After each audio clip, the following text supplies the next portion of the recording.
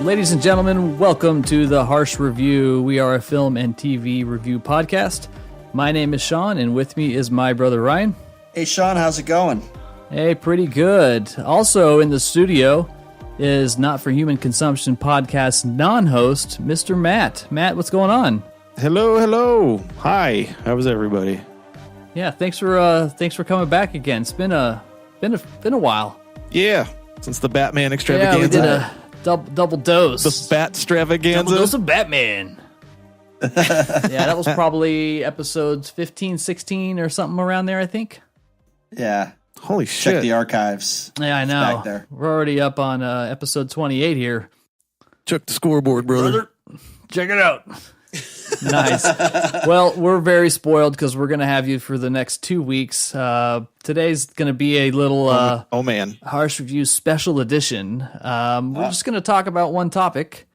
On a very special edition of the Harsch Review. Edition of the Harsch Review. Like after school special? Yes.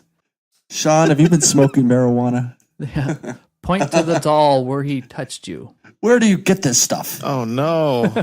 I didn't want to go to that bike shop after school. Yeah. Do I have to take the bus? Anyways, where were we?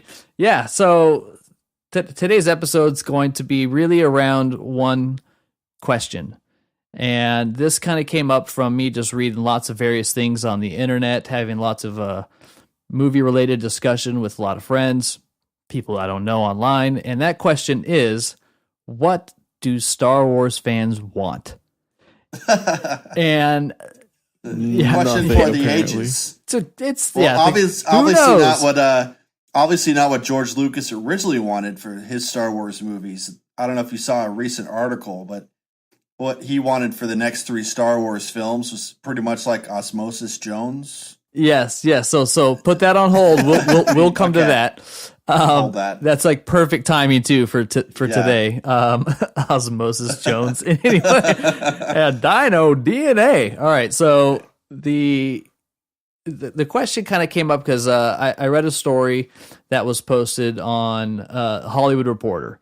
And the title of it is Toxic Fandom is Killing Star Wars. This came out on June 11th, and it was written by Mark Bernardin, which he's one of the co-hosts on Fat Man on Batman with Kevin Smith. So when I read it, I actually didn't know it was about him. And he kind of starts the article really talking about Kelly Marie Tran, who played Rose in The Last Jedi, who's been getting harassed pretty heavily online. Merciless. Yes, by a very specific group. It was like a Facebook group of Star Wars haters. And yeah, and they kind of chased her off social media, same with Daisy Ridley. And so there's been lots of discussion about all that kind of stuff. But he really kind of posed one question after going over, the ups and downs, the ebb and flows of a Star Wars fan from childhood till today. So this is, I think, from the point of view of somebody who saw the original trilogies as a kid, then they went through the whole mourning process of the prequels, and then 10 years of nothing, and then now we're in the new Disney era Star Wars. So we're looking at the third era. And so here's what he said, and I thought this would be great for Ryan and I to talk about, but we got to bring on Matt, because on your podcast, Matt, which is Not for Human Consumption, nfhcpodcast.com, you guys just recently watch all the movies with your buddy, your non-host Dylan? Yep, our buddy, non-host Dylan, Captain Handsome, fucking never seen any movie in his life before this podcast. Captain Handsome, yes. Caveman. So he was just hanging out at bars, missing all the references to just dumb, like, people drop movie references more than I discovered. Yeah, more than I really realized, I guess, until we started hanging out with him. So we just used the podcast as a platform to make this motherfucker watch things. Which is great, because when I would be gaming with you guys or talking with you guys for quite a while prior to the podcast, there was no way to get Dylan to watch anything. We're like, come on, man, prioritize your life. I think he kind of wore it like a badge of honor that he's never seen Star Wars. Yeah, he like prided himself in like not doing it. I'm better than you because I haven't seen Star Wars. Yeah, Pretty much. and so my impression. I've never if you heard guys haven't already, go check out Matt's podcast, NFHC podcast.com. It's a show about everything and nothing. It's led by a host named Alan, who surrounds himself with 3 non-hosts, Matt, Dylan, and Dave. Yes, sir. Very entertaining every week. And yes, so they've been talking about Star Wars a lot for 9 weeks? 10 movies. 10 movies, 10 weeks. Bringing Dylan capped through this. it off. The actual segment's called Dylan Reviews Old Fucking Movies. Oh, yes, because that's right. We had to go so far back, but we decided to kind of the finale of the whole Star Wars thing, finish it off with Solo actually in a theater, which he also never goes to movie theaters to watch anything. I like that title, Dylan Reviews Old Movies, because you're thinking, oh yeah, Casablanca, Gone with the Wind. It's like, no, Return of the Jedi, maybe Pulp Fiction, old movies like those. We started with Predator, and then we had to change the theme song for 1 week because we saw Solo in the theater. Oh, gotcha. Yeah, new movies. Put it in there. I just paused the audio and went new instead of old. That's pretty bad.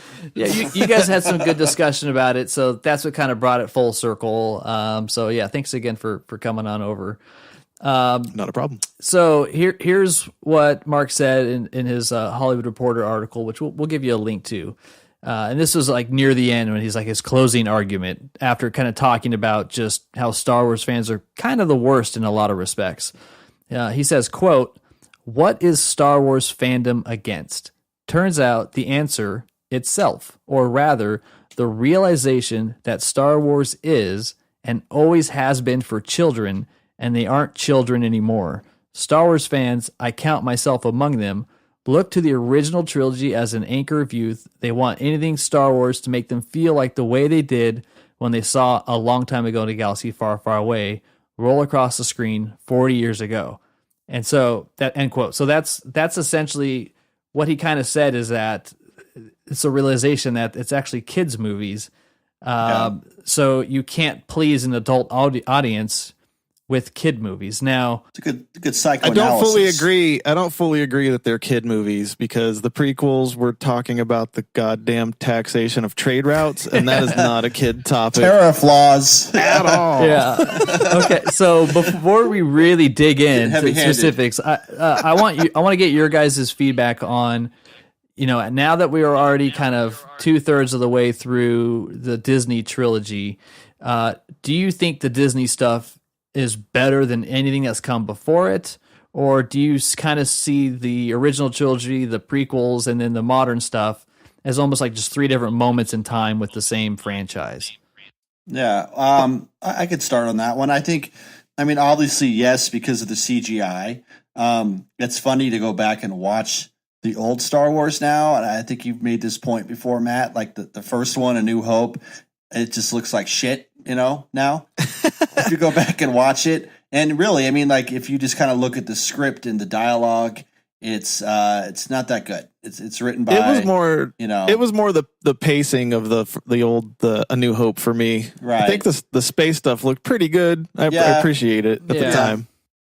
Yeah, and it's just kind of weird how Lucas had to go back later on and digitally add stuff to it, and that's kind of his right because they're his movies. But my opinion on the new films is it's just nice to see it in the hands of different people and different actors, actresses, writers involved. I think it's going in a great direction. The old ones are, like Sean said with that quote from the article, a little bit nostalgic. And I think what a lot of these Star Wars fans of old are kind of clinging to that, and very like psychological. It's almost like they're rebelling against what they used to see or remember. But I don't know the last time they might have watched these movies, and just kind of really from an outsider's perspective and kind of just give a critical eye to them. I don't know if that's happening on their end. So, yeah, it's like, Star Wars New Hope's great. It's like, well, is it? Yeah. We just recently go ahead. Okay, go ahead. No, I was going to say, because it is one of those movies to where I think I'm a pretty objective movie fan. While I do love Star Wars, I think I'm still pretty objective about it. So I have a lot of respect and appreciation for what it accomplished and what it did. And I view it in that sense. And I kind of go, is a movie entertaining? And then what's the craft of the movie within its time? And I think that the original Star Wars, for the craft in its time, is damn near excellent for what it accomplished and what it did. The entertainment factor is what I think wore off over the years. So for me, it definitely kind of look at it going, I don't see how it could compete with anything that comes out today. Well, story-wise, anything's only as good as the story it has. So that's a good point. Books have the best stories ever and no graphics to go along with them. So as long as the storytelling was well thought out then, it holds up to today. I just think that with A New Hope starting it all, they didn't know what they were doing, and it was saved in the edit, and then everything after was much better. Yeah. That's true. There's a good article I read about how it was saved in the edit. That's and you read it and it's true. And so I know that people had their mixed feelings, even, with Return of the Jedi. It's this isn't a new thing. I mean, this started way back then in the 80s, which I really wasn't at an age where I really had that kind of, I didn't have those strong opinions or anything like that. But prequels came out, and then that's like really what brought everything up to a whole new level, right? Jar Jar Binks. Yeah. Dude, as a kid though, I watched Empire Strikes Back first, and then probably Jedi right after, and then went back as a kid to A New Hope and was wondering what the hell was wrong with that movie. Yeah, it's true. So and I read something too about New Hope recently. Like, fans put these little conspiracies and things like that. Obi-Wan's is supposed to be hiding out, but why is he still wearing the clothes of a Jedi? Right? I mean, if he's in hiding and trying to protect his identity, why is he still dressed like a Jedi? You could also argue, though, he kind of just looks like a Tusken Raider that has a laundry service. Yeah, right. A good dry cleaner. Greedo also runs a dry cleaning business. That's where he gets all his stuff done, right? Watto's steam cleaning. It's just funny how these things never end. It's really a vortex. Fans will pick this stuff apart, and definitely ad infinitum, it won't stop. Yeah, absolutely. That's what it is. Yeah, and I don't know. It's kind of interesting because I think it's a franchise that a lot of people really love, and it connected with people in a lot of different ways. But I also think that what people want to see is impossible to achieve. And so therefore your fan base can actually never be satisfied. But I do think there is an answer to what to do. I don't think it's just I don't think the fans are totally unrealistic with what they want to see out of these movies. We get bits and pieces of it, and you're like, yeah, just more of that, less of this.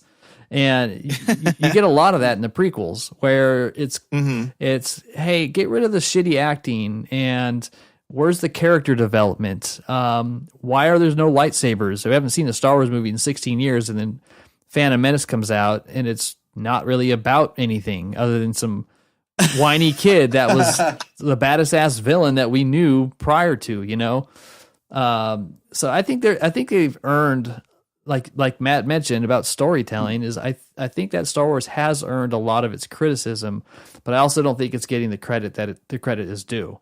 To revisit what your first question was, I kind of where the Disney movies sit with the previous 6 movies. I think they're like as good, not better, if that makes sense. Yeah. To the best. Yeah. The lows are not as low for me as the original trilogy and the prequels. You're not getting douche chills as much. I think it's overall better, but the ones that are top tier are just as top tier as the ones that came before it, in my opinion. Yeah. Yeah, because I like there's moments, like for example in The Force Awakens where Rey catches the lightsaber and starts dueling Kylo Ren, right? Those moments where the music kicks in and it has all the feels and they set it up and it was well executed, like that's like a micro moment of how the original movie and trilogies accomplished throughout the whole time for a lot of people. And you get little tastes and bits of it where everything comes together pretty well. And so I often feel like when I'm watching the Star Wars that you're kind of living from moment to moment, and what happens in between those moments really dictates your overall opinion of the film. Because I think in every single movie there are little things that are good. And I would agree, Matt, that like the Disney movies don't have as much fluff. No. Force Awakens was very efficient. I personally think that The Last Jedi, while I know that has a lot of love and hate, I think it's probably the best crafted out of all of the movies. Yeah, absolutely. The more so we did it on my podcast, and that was actually, out of all of them, that was Dylan's favorite of every single one that he watched. But nice. I've been doing rewatches of it recently since for the podcast, I bought the Blu-ray and the digital code and all that stuff. So I've just been kind of rewatching it every 2 weeks because I'm dumb. Yeah. Well, when you use it as a bumper in between cranking through Next Generation. Oh my God! I just stopped watching Next Generation to do this. How many times have you think you've watched Next Generation? In the past few months, I've spun through the whole thing in its entirety 3 times. Oh wow! I do this though on Netflix. I do this on Netflix. I did it with The Office. I did it with Parks and Rec. I did it with 30 Rock. Now it's just Captain Picard and Friends every night. It's easy to do. Oh yeah, we are 2 days away, ladies and gentlemen. It's the 14th as we record this. June 16th is considered Captain Picard Day. Oh, really? It's from one of the. That's from one of the. Do we all wear skull caps? No, on the show, it's the fans figured out the star date for June 16th. There's an episode that all the kids of the ship look up to Picard so much they have a Captain Picard Day. Sorry. You just killed the whole episode. Yeah. Hey, he dropped it. It's not my fault. Yeah, it's not my fault. You're not cultured. Hey, yeah, get with it. The Star Wars episode's coming up on episode 40. We'll invite you back for that one. So save your comments for that time. And so so bringing it back to another galaxy. Yes, please. The you asked. No, I know. I'm not. So the original Star Wars director, writer, George Lucas, right? And Ryan's buddy. Wheat Chin. There it is. And then all the other movies that were not touched by Lucas. I think let me pull this up right here. The Episode 5, Empire Strikes Back, that was written by several people. When Rian Johnson took it over for The Last Jedi, that was the first time that one person wrote it and one person directed it. So you're getting 100% like his vision. It's complete within that single source of, like, I guess, creative authority. All the other ones were like an ensemble, so different people influenced different parts of it. And that's why I think it's a good movie, but also why it's kind of decisive for a lot of people. People want that guy's head on a platter, man. At least the internet, like the shit posting groups, hate him the most. And that's weird because I love how like open and accessible he is as a director. Yeah. His storytelling was all top notch. And then the more you watch it, like I said, I was watching it a bunch. The more you watch it, the more shit you realize you miss on the previous view. So yeah. It was really good. Interesting you mentioned that because in the same article I referenced earlier about, the one about Star Wars, obviously. The other quote that Mark had in here was about The Last Jedi and said that some people loved it, but others hated everything it stood for, hated what they saw as a social justice warrior remix of the Star Wars they grew up with. And they hated ridiculous. Trans Rose most of all because they decided that she was the avatar for all that was wrong with the franchise. Those fans, a minority but a loud one, found their them in the very thing they used to have. And so that's why I think a lot of people started harassing her, because she was kind of the representation of what they didn't like. Something new that came along that they're like, who's this person? Let's just clown on her. That's deserved or not. I don't know. if they tack all the social justice warrior stuff on there that they think that Star Wars is doing, which I don't really see why it's a big deal. They added more female leads because the last 2 trilogies each have 1, and they added 2. It's like not a big deal to me at all. No, but it's better than like you want another Jar Jar Binks, or do you want another female? You know. Well, I don't want to watch a bunch of dudes running around either. You gotta mix it up with all the aliens. There's all kinds of species everywhere. So there can be a few women, for fuck's sake. Yeah, it's okay. I know, and I actually kind of like that. It's a different point of view. Yeah.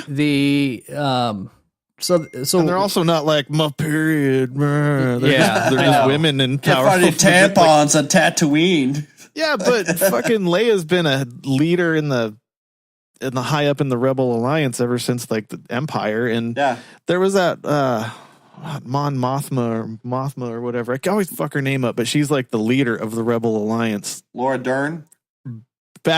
No, in the original. You're way off. No, in the original trilogy. Yeah. Oh yes, that one. Yeah. So they had a lady in a position of power in the fucking 70s. Yeah, so calm down, everybody. Jesus. Yeah, I know. And everybody loved Leia, and so it's like, okay, if you love this character, we'll give you another female character you can love. And like, but it's different. It's like, well, different how? Where? Yeah. So I mean, I don't know. I understand the prequel hate, and I get why people are frustrated because George Lucas really took something and just destroyed it for what people were expecting. But at the same time, I can respect that it was like his thing. He was furthering the story. I mean, that's just love it or hate it. That's what he was doing, and he accomplished that. It's his story. It's his art. Yeah. He can do what he wants with it. What people don't, I think, also forget is that this is why I kind of respect George Lucas, although I don't necessarily agree with him, because over the years he's gotten pretty jaded, and that kind of comes down to when he made the original Star Wars. I mean, he didn't even have opening credits, which is something that you get fined for back then from the Hollywood Filmmakers Association or whoever the hell they called themselves then. And I mean, that was just a huge game changer right there. Film Actors Guild. There you go. You had to conform to certain styles of filmmaking, and then SAG, and then so that's why he left Hollywood and went and did Empire on his own, self-funded, and did nobody did that before. So he did that because he didn't want to play by the rules. He didn't want to write the movie that they wanted him to write. So very quickly he became that rebel and went and did his own thing. And that's because he did that is why Star Wars continued to grow. The downside of that is there was nobody to kind of keep him in check. And he had good concepts, good ideas. He didn't create everything. He didn't create TIE fighters. He didn't create Darth Vader. He didn't do all those certain elements. Other people brought those visuals to life. Other art directors brought those things out. And so when I think he got to the prequels, there wasn't the same kind of checks and balances. There wasn't the same kind of team that was around him. And he really hadn't directed anything in a while, or you know what I mean? So it was kind of like he was just kind of stale, and he was getting his feet back as a director. It's been a long time. Yeah. Yeah. So it happens. I mean, is there anything good about the prequels? I like the poster for Phantom Menace. That's a good poster. I think I like that poster better than the movie, actually. I mean, it was a cool poster. That was an awesome poster. Yeah. They leaked out the trailers for the Phantom Menace so just barely a drip at a time, and it was just watching all the bots line up on the grassy hills, and you didn't see the Gungans yet. That was cool. Oh, they're gonna blow up that fucking city. Yeah. And then and then I was in the theater so happy, and then that movie happened to me and to my face. Oh. And I was mad. I almost walked out. Yeah, it was almost kind of like when you left, you're like, I don't know. I mean, I'm supposed to like it, right? A lot of people walk out. A lot of people ignore how bad that movie is because I think the Darth Maul at the end saves it, because that saved me from walking out in the theater. Yeah, you wanted to see this opening action. Weekend. Yeah, it's like fucking, you take You take food away from somebody for a fucking week, and then they like freak out over crackers. You know what I'm saying? Right. So Ritz. So by the time Darth Maul clicks that double saber on, you're like, motherfucker, yes. That's your Cheez-Its right there. And it's a really good scene, too. It's very well choreographed. Yeah. I think it's one of the best.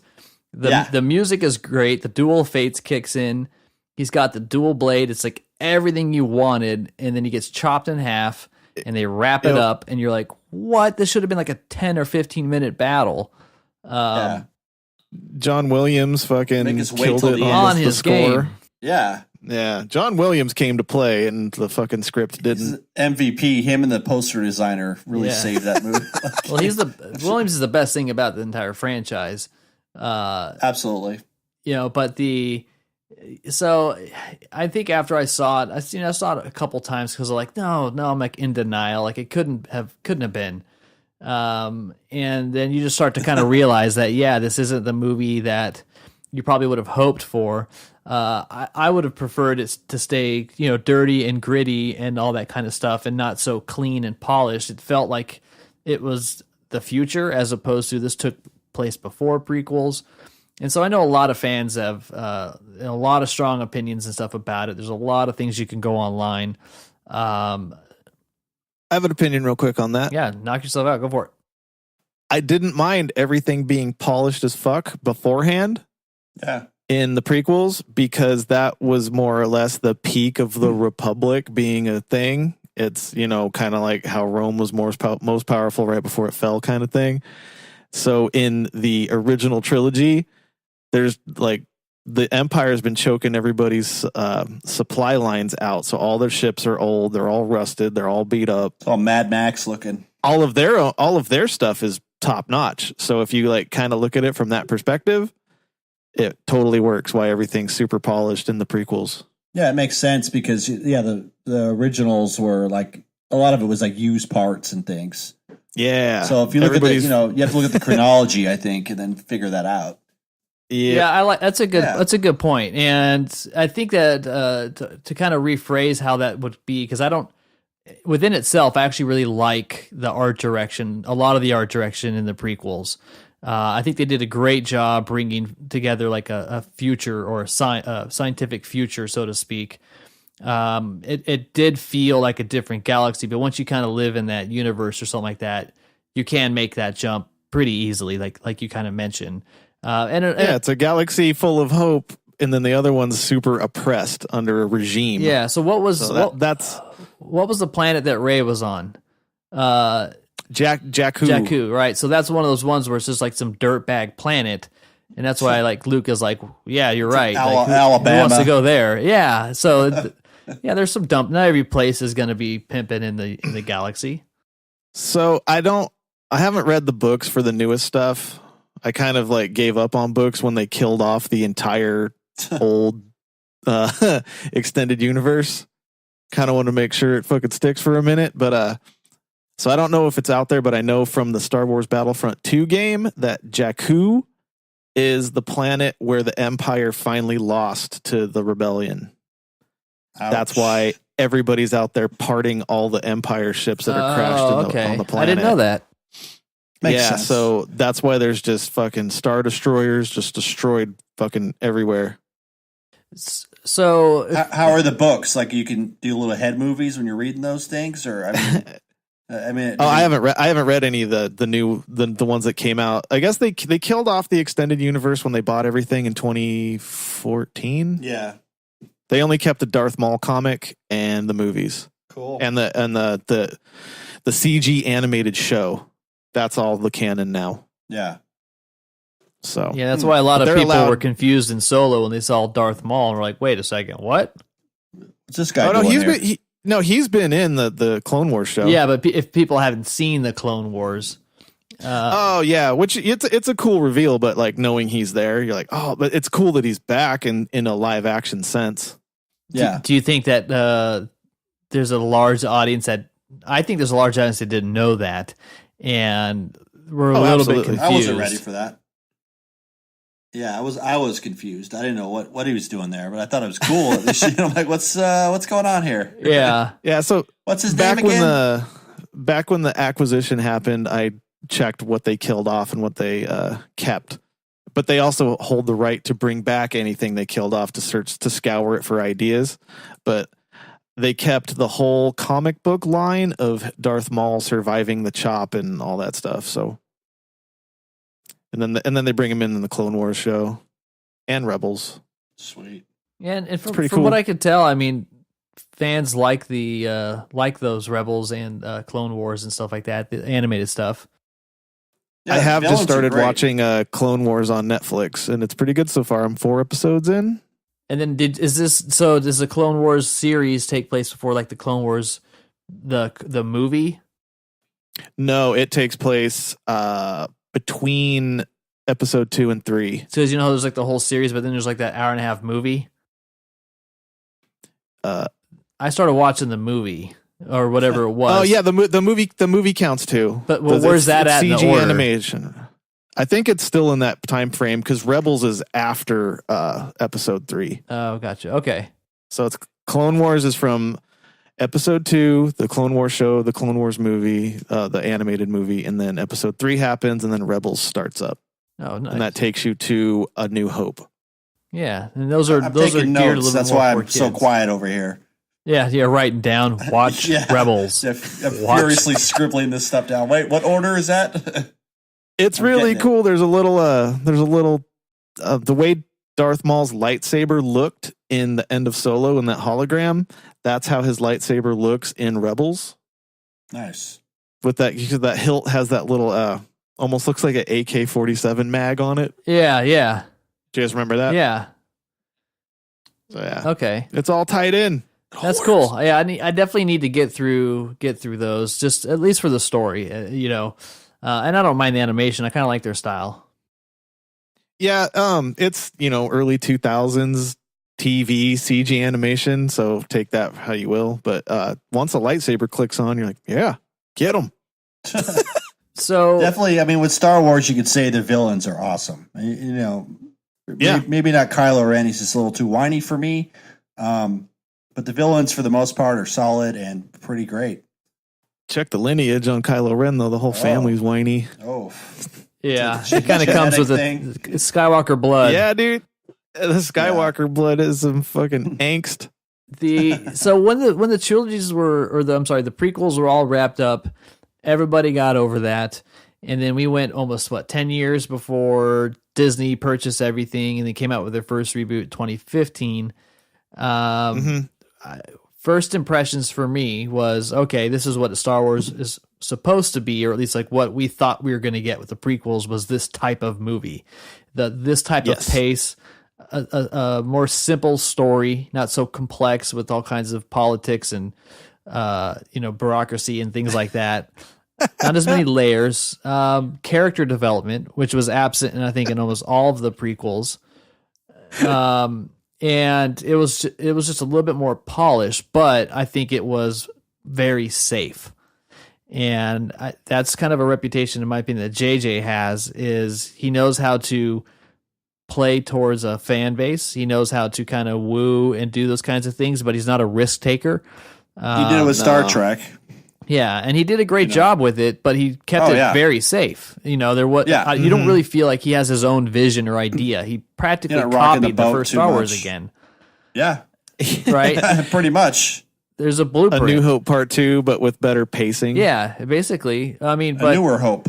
So if that movie doesn't satisfy fans, and then The Last Jedi definitely didn't, or at least I think it did. I think there's the ones that don't like it are the loudest. It's The Last Jedi is one of the highest rated Star Wars that exists. Yeah. Yeah, from critics, you can't pay attention to the fan groups bombing the user scores. Yeah, and I read an article about some of the philosophy behind the difference between what a critic scores it and what a fan scores it, and why it's so polarizing for some films.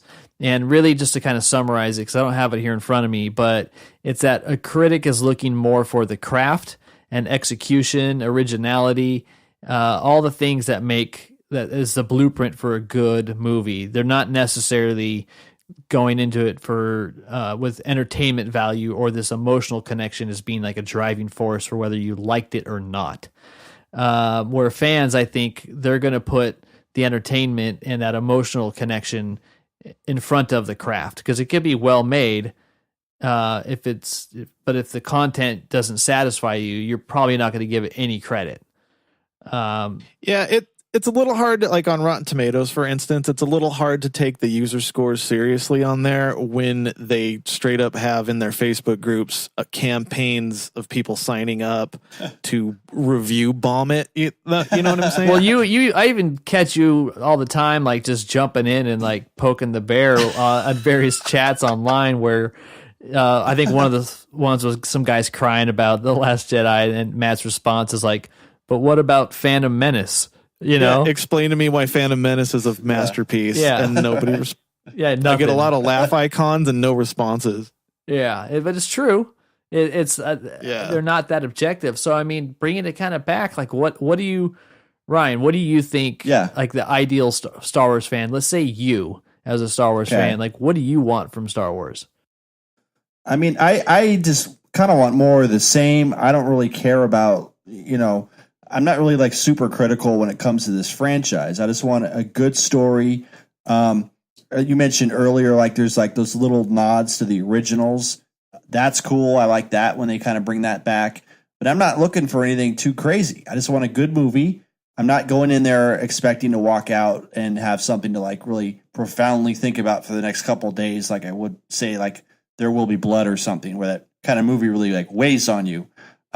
With this franchise, you're going to the movies to have fun, to absorb a little bit, to enjoy it with the audience, because usually that's an experience of itself. But I'm looking for that kind of that iconographic stuff that the originals had that made me remember them as a kid, because for their flaws, I still love those movies. I'll still watch them to this day.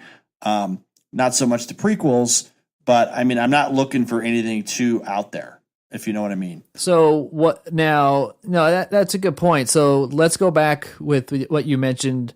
George Lucas had his interview with James Cameron where he kind of talked about what he would have done with the next three. So yeah, that's what you want. What did George Lucas want out of the next movies? Well, like George, this was an article that kind of jumped out at me, and he said that the movies would take place in a microbiotic world. So there's these creatures, and this is his words, not mine. They're called the Wills. Yeah, the Wills, and the Wills are the ones who actually control the universe, and they feed off the Force. So he says that human beings are more or less the vehicles for these microscopic beings, and it's obviously new territory, like as compared to Osmosis Jones. Which would have been pretty much. I don't know what the hell Osmosis Jones is. It's right. Little backstory for your viewer or listeners. Actually, Osmosis Jones is a after-school cartoon where basically the white blood cells are cops, and they are taking on viruses as criminals inside a little boy's body. So it's like Inner Space. Yeah. But Dennis Quaid and Martin Short. I kind of vaguely remember this. Funny though, like Lucas is saying, I gotta Google this. Keep going. Lucas is saying how bummed he was. Like he's like, I'm bummed out that I never got to tell people about the Wills. But we're probably better for that because he proposed this. And as we've seen with our Indiana Jones episode, he had some other wacky ideas for that franchise, and the Magic Peach and the Scottish Ghost. And I think we're thankful and better for it that those things never materialized, because the Scottish fucking ghost, yeah. Right? Oh, I mean, the guy Jones. When the guy's reading his Joseph Campbell and watching, Kurosawa, like he came up with some great ideas, but it's like, I think when he puts that stuff down and just starts thinking on his own, I think he gets a little out there. As we see with the Wills and, Yeah. So the Wills, he could probably do these on his own. In those animateds. They do? Yeah. Yeah. Well, jeez. So you mentioned, I was watching, because I've read The Power of Myth, and I read a lot of Joseph Campbell books, in the 90s. And before I knew the connection to George Lucas, and so Netflix just put out The Power of Myth, six episodes on Netflix, filmed at Lucas Ranch, hosted by Bill Moyers, 1988. And what's kind of funny is that the clips that they show in there of Star Wars while they're talking to Joseph Campbell are unedited originals. So like I haven't seen some of those clips in a long time because obviously you're only watching the edited versions of the original trilogy. But what the original trilogy had was that hero's journey of Luke Skywalker, and you followed this individual along the way. And regardless of how good or bad an actor Mark Hamill was, or the whininess factor, his story was compelling enough, right? Yeah, it's rooted in mythology, so that was gone in the prequels. The person that they backed was some dumb kid for Phantom Menace that was annoying, and then a really bad teenage actor in Hayden Christensen for the other two. And it was like, doesn't matter if it's Darth Vader or not. Like, it's just not. Anytime he's on screen, it's the worst. So yeah, you're right. It just you know what I mean? The whole moment. Yeah, if that was executed well, like complimentary, like I think Ewan McGregor, Qui-Gon Jinn, or William Neeson, Darth Maul, and John Williams. William Neeson? Yeah, that's what I accidentally called him like 3 episodes ago. Ryan won't let me live it down. Gotcha. Just took it up and just ran with it. Those are some good performances in there. Grievous is awesome in the prequels. There's a lot of there's some cool things within that, but it's Obi-Wan's fucking Ewan McGregor's he's awesome great. as fuck in the prequels. But and then Natalie Portman all of a sudden forgot how to act. Before she won her Oscar, Sean. Yeah, I know, dude. Yeah, there's that meme going around this past week of Hayden Christensen and Natalie Portman used to prank George Lucas on the set with acting bad, and he liked it so much he just allowed it to be in the movies the whole time. Because he probably couldn't tell the difference. Yeah, I thought you were going to say. Pranked him so much by like super washing his flannel shirt so if it fit like a little boy. Like, oh yeah. Hey, why is this shirt fitting me? I could barely tuck it into my jeans. A lot of starch on this collar. So that's where I think the prequels went away, and then so now they're going back to the hero's journey with Rey in the Disney trilogy. And while her story's interesting, like I don't really care about her character too much, because I don't have empathy for somebody who's like, I'm powerful, I'm special. It's like, you know what? These people are trying to survive here, lady. Kind of arrogant, yeah. I like Kylo Ren, and I know Ryan's not a huge fan, but I think he's probably the best character, in my opinion.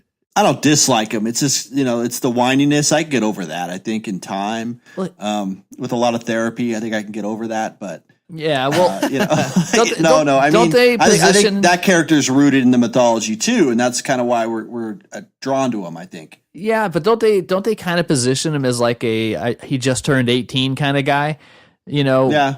But he's clearly looks much older, and I think that's where you get some of that teenage angst from or something. He's kind of emo in those respects, but I find that his story is very interesting. Yeah. Yeah. I don't know. Adam Driver, I just think is excellent in those movies. He is good. I don't know. What do you think, Matt? Are you a fan of Kylo? Yeah, I don't really see him as whiny, as he just has a lot of teenage angsty rage where he's smashing his lightsaber against the desk when he doesn't get his way. Definitely it's emotionally disturbed.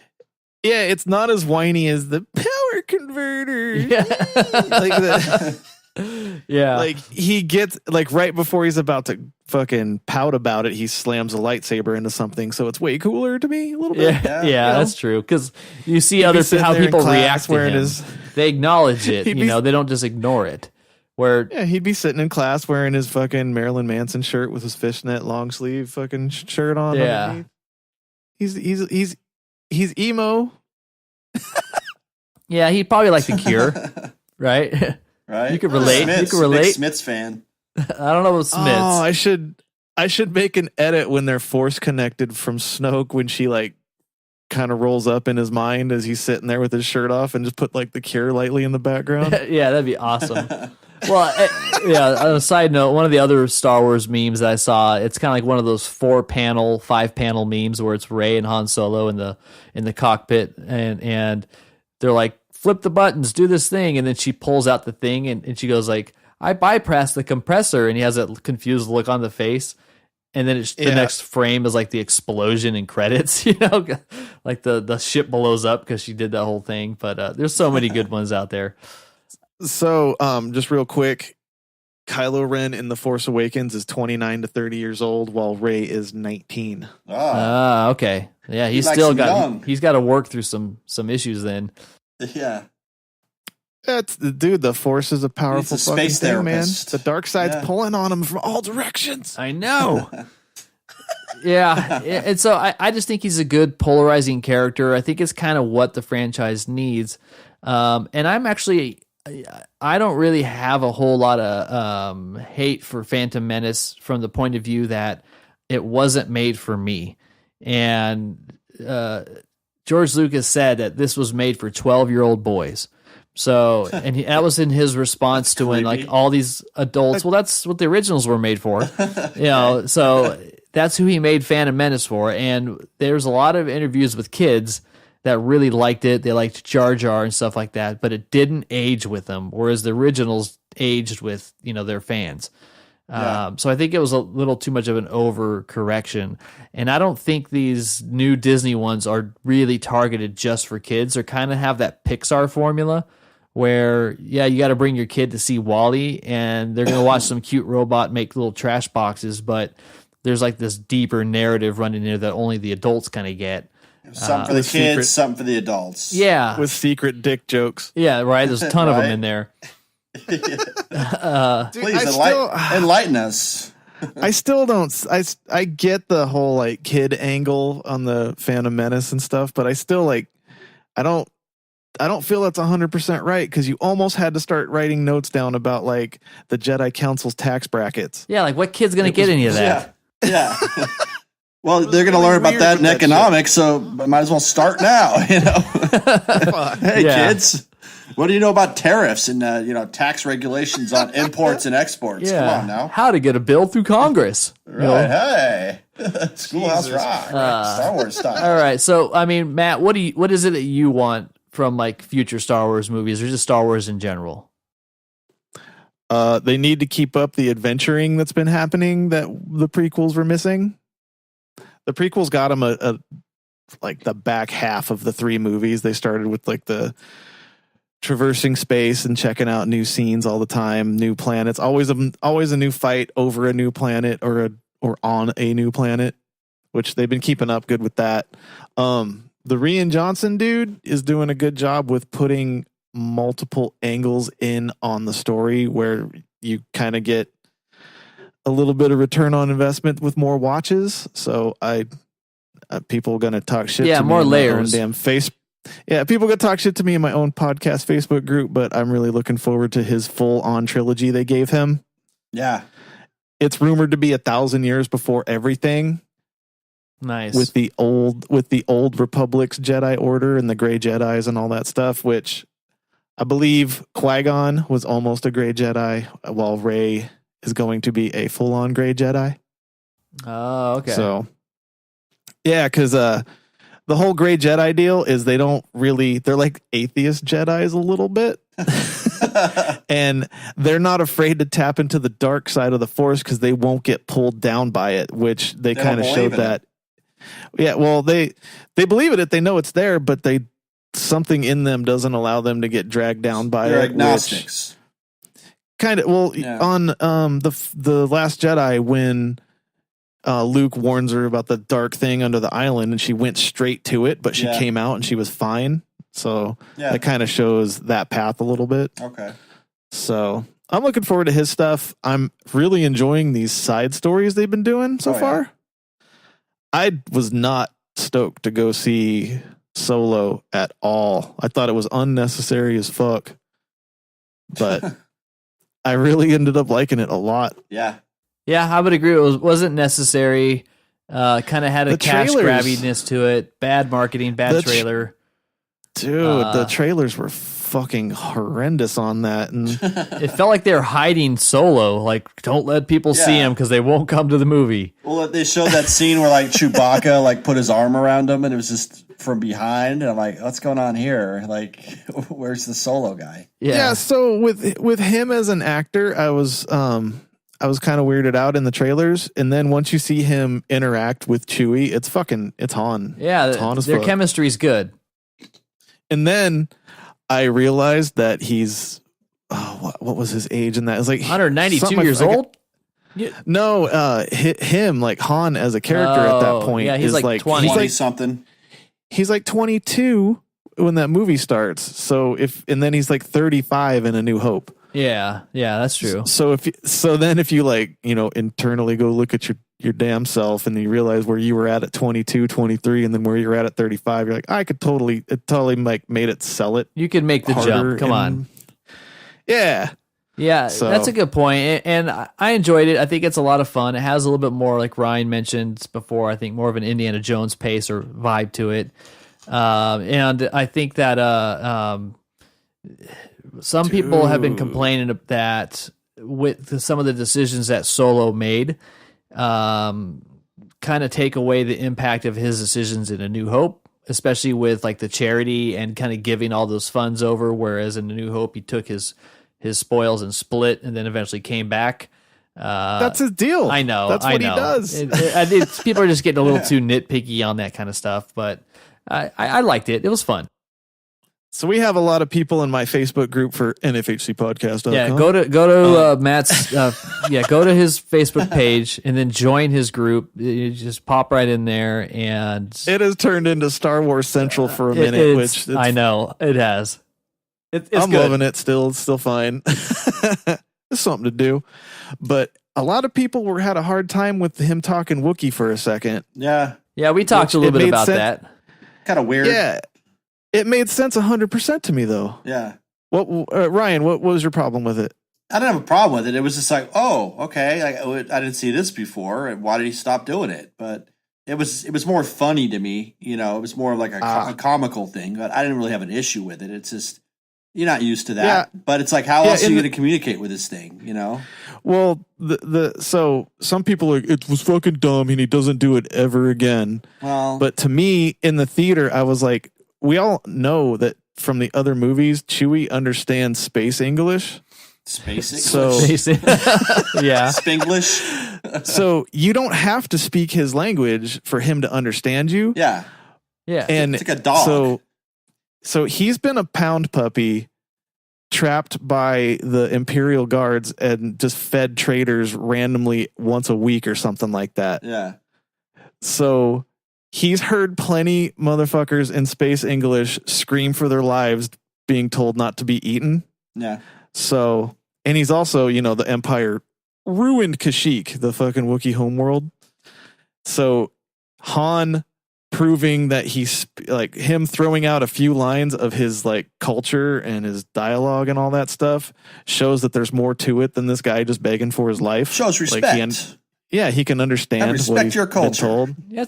That's a good compelling argument. I like that. And if you go into some extended stuff that's still canon, Han was raised by a Wookiee a little bit on Corellia.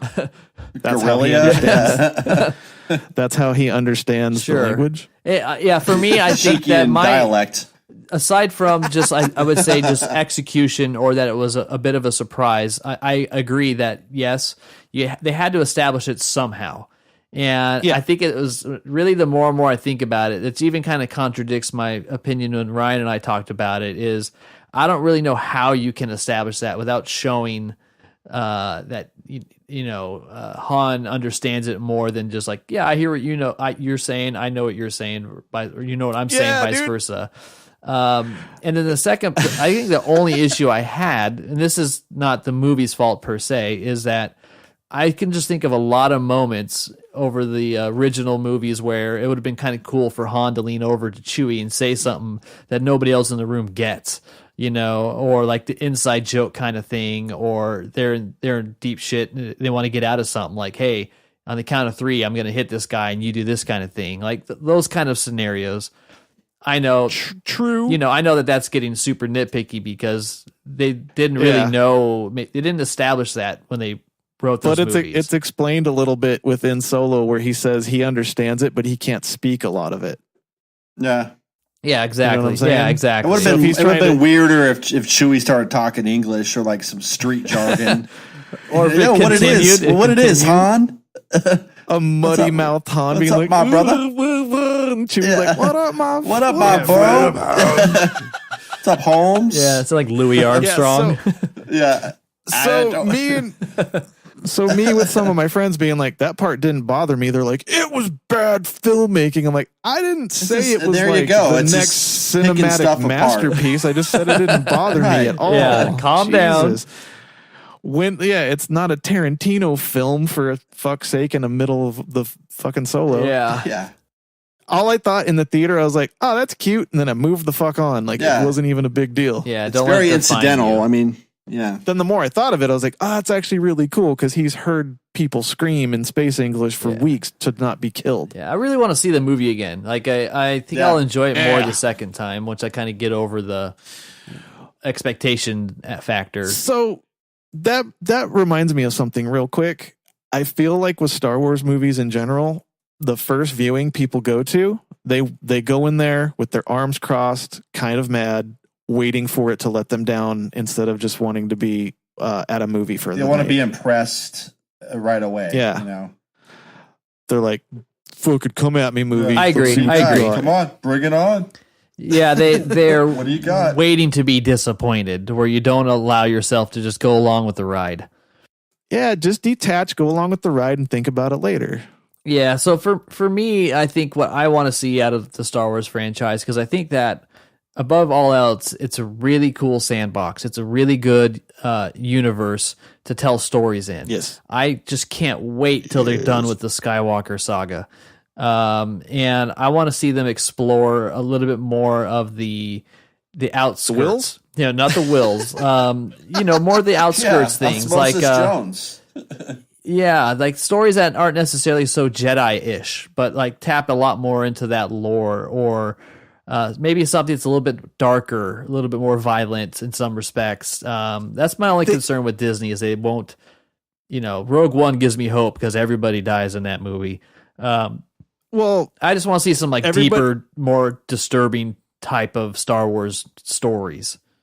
Yeah. Everybody was afraid Disney was going to really PG the fuck out of it, but these are the only Star Wars movies with blood and yeah, that's true. Yeah. Watching a Wookiee pile drive some guy's neck to death right into the goddamn dirt. Yeah, that was brutal. Ripping the arms off. Yeah. Rip the arms off and make a joke about it right in there. It's pretty morbid. Yeah, I would want them to go into the unexplained territories, like the outer, I think it's the Outer Rim they call it. I'm gonna get shit on for that too, but basically the remnants of the Empire, the remnants go to the unexplored territories of space, and that's where fucking Snoke was, and they rebuild out there. So if they go to the unexplored realms of space, do you think they'll farm unobtainium? Oh yeah, fucking hope not. Yeah. Trigger. Oh wait, are we gonna? We'll save that this into Avatar world. No, that's for next week. Okay. So yeah, that would be pretty cool to kind of go to just things that look visually different. Maybe even get away from anything that has to do with like spaceships and stuff like that, and kind of maybe keep a story a little bit more contained. I don't know. There's so much potential. All right, so it's called the Unknown Regions. There you go. So yeah, take it easy on them, guys. So let's close out with one more question. Aside from, I don't know if we really answered the question what Star Wars fans want. Doesn't matter. Who cares? Who cares, right? I think the ones that complain the most are not the majority. Although if you go on the internet, what they need you would is believe love. that they are. So the question I would have is how do you think they're going to wrap up what J.J. Abrams is going to do in the next Star Wars movie? Like, how do you think they're going to close the Skywalker story? I don't know. Yeah, it's hard to tell. I mean, probably to set something up for the next guy. But there's got to be some kind of resolution between Rey and Kylo Ren. See what's going to happen with that. So I'm looking forward to that. Yeah. Yeah, I mean, it'll be interesting. But any way they take it is fine with me. I'm not too nitpicky in terms of this stuff. So. Okay. Yeah. I think that they're going to do a huge time jump, where more of a period of time has passed since whatever has happened. And also because of Carrie Fisher's death, they're probably going to have to do that. And that's explain true. Her They're gonna, death in the yellow text crawl. Organa has passed. Yeah. I think that there's going to be more like Force ghosts. Like Luke is going to have that Force ghost presence in this one. Yep. And I think that Kylo's going to go darker and Rey's going to be more tormented, but there's going to be some kind of saving grace with him. Yeah, I don't think that she's going to go like back. What's that?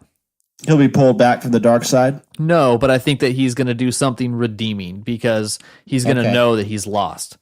I think he's going to have some kind of redemption. There's whatever that looks like. It might just be with her.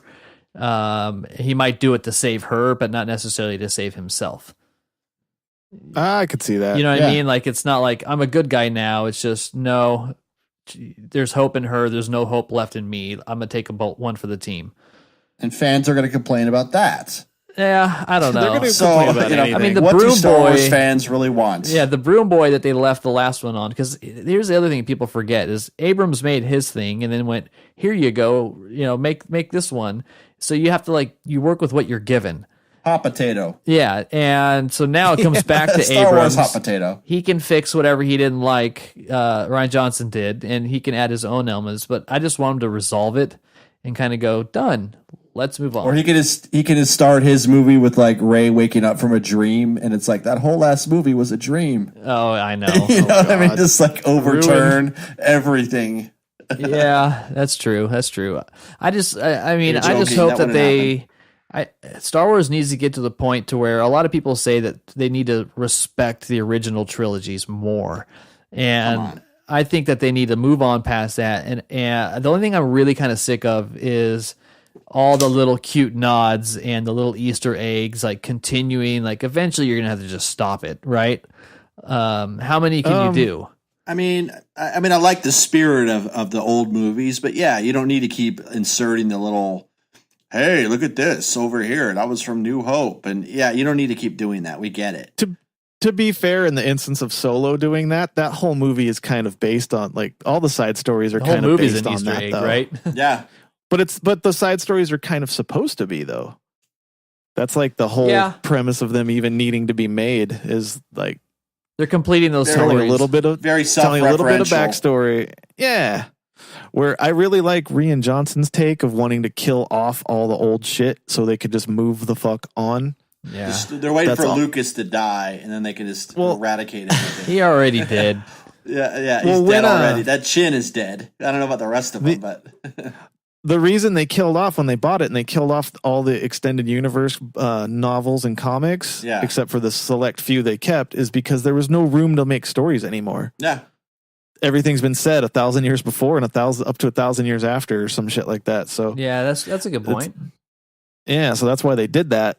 And Rian Johnson's like, let's fucking kill off these Skywalker motherfuckers that have been ruining the galaxy for goddamn 70 years. Whiny bitches. Yeah, they can definitely apply the Marvel formula to it, to where they don't necessarily need to do Solo 2. If Boba Fett's the next movie, they could easily bring Solo into that somehow. That's what I would like to see. I don't want them to go, all right, another trilogy. What I think's going to happen with the whole Solo deal, because obviously Rogue One was a self-contained start and stop, everybody's dead, goodbye credits movie. Solo's open-ended, so I think what's going to be the linchpin for all of these movies based on characters is going to be Darth Maul and all these people interacting with him. Yeah, or not necessarily dealing with him directly, but dealing with the actions of that he's doing. You know what I mean? And movies like Rogue One, I really like that one. That's kind of nice to see those self-contained stories too. Yeah. Without having to bring everybody in. Yeah, they could totally do that. There was a really awesome video game called Republic Commando where you were just the 3 badass clone troopers that basically go in and handle shit during the Clone Wars. They could totally do a self-contained off those guys. It's kind of like Untouchables, but with stormtroopers. Yeah, they were like the cleanup crew. Because all the clones start as a blank slate, and then as they move forward, they develop all their own personalities and skill sets. So what do you think for the Boba Fett movie that they're supposed to make? Is Boba Fett gonna how do you tell the story of a bounty hunter but not make him necessarily like a bad guy? Like, do you think I don't know. I'm curious to see what they're going to do with that. Yeah, it's just like a fall from grace type of thing where, it might have started out good or kind of shady and then got corrupted in some way. I think we're going to see something like that. But I don't think a bounty hunter is corrupted. I think that they just need the money. They're just doing they're just making money. Yeah, well, yeah. So I mean, maybe it is kind of tempted by that, but yeah, I don't think it's completely evil. So it's going to be an interesting, like more of a character study, maybe. Sure, we'll look at it. It's hard to tell. Like from Jabba's point of view, this dude ripped me off. He has to pay. Yeah. Right. Like I can't argue with that. Who am I going to get? Yeah, and that's why we need a Jabba movie. Yeah, I don't know about that. Yeah, from Boba Fett's perspective, Han is probably the bad guy. He's a smuggler going under Imperial rule. He's breaking the laws. He's like, watch any bounty hunter show and realize that like the reality shows that they're on. I don't consider those guys bad guys. Yeah, like Dog the Bounty Hunter. I mean, racist. But there's a guy on Twitch that streams every night, and he's a bounty hunter. He has a whole setup in his ride. Oh, cool. Funny. Yeah, imagine if they did Boba Fett like in the style of Dog the Bounty Hunter, where he's like just sitting in his office and he gets a call, and it's like shoulder cam the whole time. All right, brother. Like that'd be pretty cool if they really did something unique like that. Yeah, like Cops, Bad boys, what you want? Yeah, but he's got some fat blonde alien chick with like 5 arms answering phones. Right. Yeah, we got one. All right, Tatooine, there's a trailer. We got a domestic dispute. We caught the guy. Well, he's a good man. Yeah, on Reddit, I read that somebody said, what if they made the Boba Fett movie where some guy like finds Boba Fett's armor outside the Sarlacc pit and then puts it on and pretends to be him, and then that's the movie. It's just some dumbass wearing the armor, Yeah. I don't know. They need to do something with him. He was like... He got way too much credit just from looking cool back in the original trilogy. Flying out, yeah. Oh my god! So the guy that directed Logan and the writer and director of Logan is doing that movie. Yeah, it's gonna be a lot of promise there. We'll see. I think it's gonna be rated R as well. They were talking. That'd be kind of cool. Yeah, and there's a lot of rich history with like the Mandalorians, the race that he is or whatever. Yeah.